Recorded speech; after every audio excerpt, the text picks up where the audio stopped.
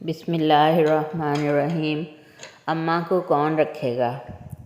اس نے پھولی سانسوں کے ساتھ بمشکل اپنے وجود کو گھسیٹتے ہوئے برآمدے میں دھری کرسی پر گرایا۔ واش بیسن سے اپنے کمرے تک کا فاصلہ اسے گراں لگنے لگا تھا۔ چلتی سانسوں کا شور کچھ کم ہوا تو ادھر ادھر کھیلتے کودتے پوتا پوتی کی آوازیں کان سے ٹکرائیں۔ اس عمر میں یہ آوازیں اس کے لیے کسی موسیقی سے کم نہ تھیں۔ ان آوازوں کو سننے کے لیے اس نے کتنا طویل سفر کیا تھا، یہ اس کے ماتھے کی لکیروں اور چہرے کی جھریوں سے عیاں تھا۔ آج سال بھر میں پہلی بار ایسا ہوا تھا کہ اس کے شوہر کے جانے کے بعد سارے بچے اپنے بچوں کے ساتھ ایک ساتھ جمع تھے۔ بھئی زیام، تم تو جانتے ہو میری اور تمہاری بھابھی کی بینک جاب ہے۔ ہم صبح کے نکلے شام گئے تک گھر لوٹتے ہیں۔ اتنا وقت اماں کو گھر میں کون سنبھالے گا؟ میری طرف سے تو معذرت ہی سمجھو۔ ساتھ والے کمرے سے آتی بڑے بیٹے کی آواز نے اس کی سماعتوں کو چونکایا۔ تو وہ سب اس لیے جمع ہوئے تھے کہ فیصلہ کر سکیں کہ اماں کو کون رکھے گا۔ اور میں سلمان بھائی، آپ تو جانتے ہیں کہ میں تو رہتا ہی سسرال میں ہوں۔ وہ مجھے بڑی مشکل سے برداشت کرتے ہیں، اماں کو کیسے سہ لیں گے؟ بڑے بھائی کو ہاتھ جھاڑتا دیکھ کر منجلا بیٹا بھی ایک طرف ہو گیا۔ دیکھا، اسی دن کے لیے میں تمہیں گھر دامادی سے منع کرتا تھا۔ اپنا کماتے تو آج اپنی مرضی تو کر سکتے تھے نا۔ منجلے کی بات پر بڑے بیٹے نے لتاڑنا چاہا۔ ہاں تو آپ تو بھائی اپنا کماتے ہیں، آپ کر لیجئے نا اپنی مرضی۔ منجلے نے لحاظ بالائے طاق رکھتے ہوئے آئینہ دکھایا۔ یوں بحث بڑھتی جاتی تھی، لہجوں کی تلخی میں بھی اضافہ ہوتا جاتا تھا۔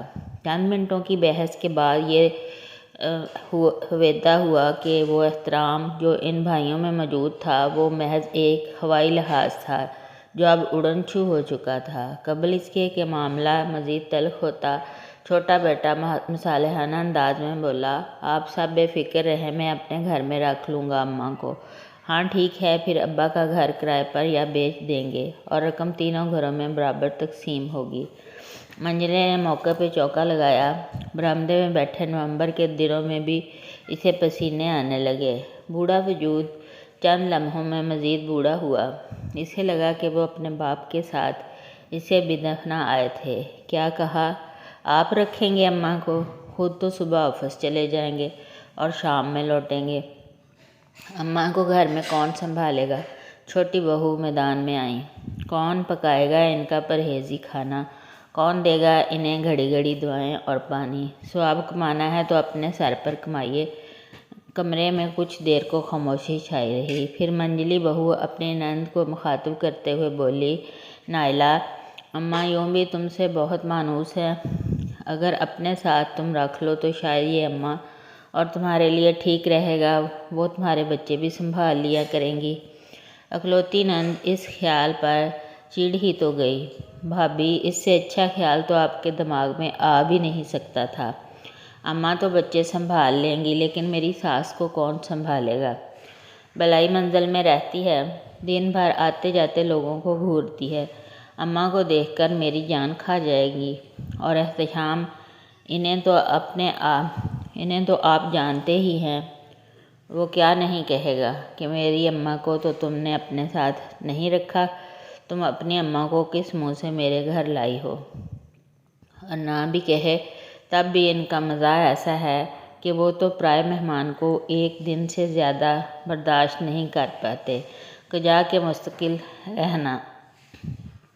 سینے کی گھٹن کچھ اور بڑی تھی۔ ماضی کی یادیں ایک ایک کر کے اس کے دماغ کے پردے پر دستک دینے لگیں۔ بڑھاپا بھی عجیب شے ہے، سب بھلا دیتا ہے سوائے ماضی کے۔ وہ جب بیاہ کر اس گھر میں آئی تو اپنے بڑے سے گھر کے سامنے یہ گھر چھوٹا لگا کرتا۔ وہ ذرا سی بات پر ضد کرنے والی، بات بات پر ناک منہ چڑھانے والی نے کس خوش دلی سے اپنے میاں کے چھوٹے سے گھر میں خود کو ایڈجسٹ کیا تھا، یہ بات اس کے والدین کے لیے بھی حیرت انگیز تھی۔ 4 نئے دن خوشی خوشی گزر گئے، لیکن پھر اکتاہٹ ہونے لگی۔ وہ سازشوں کی عادی تھی، اس چھوٹے سے گھر میں کیسے رہ سکتی تھی۔ وہ سوچتی کہ اپنے باپ سے کہے گی کہ اسے اچھا گھر لے دے، لیکن یہ سوچ کر چپ ہو رہتی کہ اس کے شوہر کی خودداری پر سوال اٹھے گا۔ جب پہلی اولاد گھر میں آئی تو خود کو تو جیسے بھول بھال گئی۔ اس کے لیے ہی سب کچھ وہی تھا۔ شوہر خوددار تھا، لیکن احساس چھو کر نہ گزرا تھا۔ اولاد کی خوشی میں وہ اس عیب پر بھی آنکھیں موند گئی۔ دن، مہینے، سال پر لگا کر اڑ گئے۔ 3 بیٹے اور 1 بیٹی، اس کی یہی کل کائنات تھے۔ وہ انہی تینوں میں گم تھی کہ ایک یتیم رشتہ دار بچی نے اس کی ممتا کو جگایا۔ ہاں، وہ 1.5 ماہ کی بچی اس کی واحد اچھائی تھی، جس سے اس نے بھرپور محنت محبت سے پالا تو تھا، لیکن کوئی امید نہ رکھی تھی، کوئی ایسی امید جو والدین کو اولاد سے ہوتی ہے۔ وہ چوزے کی جان جیسی لڑکی اس کے بچوں میں کھیل کود کر کب بڑی ہو گئی، اسے اندازہ نہ ہوا۔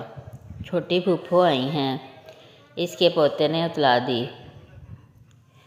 ایک امید نے سر اٹھایا، لیکن نا امیدی نے آنکھیں دکھائیں۔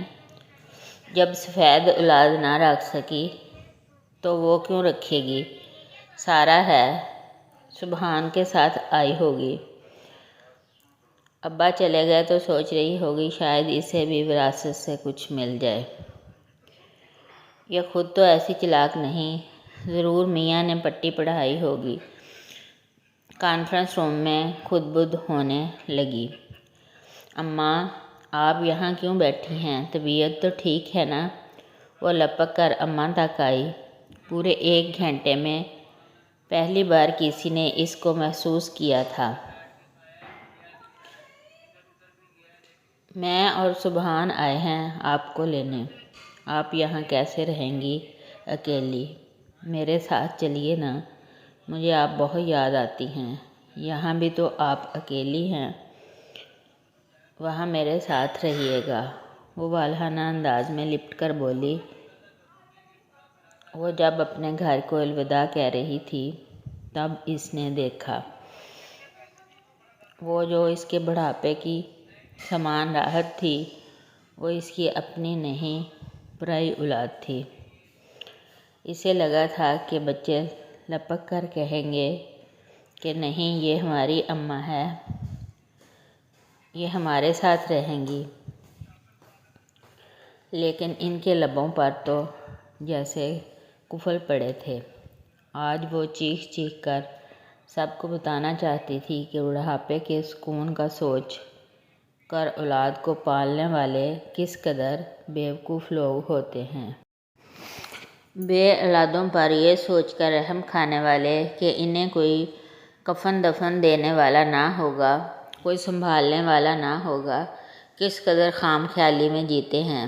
بے اولادوں کو لاوارث سمجھنے والوں پر زندگی کیسے ہنستی ہے، انہیں ادراک تک نہیں ہوتا۔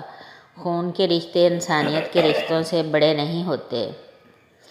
میری اماں نہیں رہیں، لیکن وہ جب تک تھیں سارا اور میں نے ان کی بہت خدمت کی۔ مجھے لگتا ہے خدمت اور لحاظ ظرف والا ہی کر سکتا ہے، جس میں احساس زندہ ہے، انسانیت باقی ہے، وہ کسی کو بھی اپنا بنا سکتا ہے۔ اور یہ سب سارا نے مجھے سکھایا، اور سارا کو آپ نے۔ یہ لے پالک بیٹی کا داماد تھا۔ اسے لگا اس نے اولاد جو جوانی پالی تھی، اس کے بڑھاپے نے آ کر سکھایا کہ اولاد کیسے پالی جاتی ہے۔ گاڑی میں سوار ہوتے ہوئے سارا نے اپنی منہ بولی بہن کے کسی سوال کے جواب میں کہا، کوئی پوچھے تو کہہ دینا کہ اماں کو اس بیٹی نے اپنے ساتھ رکھ لیا، جسے اماں نے اس وقت ساتھ رکھا تھا جب اسے کسی نے گھر میں نہ رکھا تھا۔ ناظرین، اس طرح کی مزید اچھی ویڈیوز سننے اور پڑھنے کے لیے میرے چینل کو سبسکرائب کریں۔ السلام علیکم ورحمۃ اللہ وبرکاتہ۔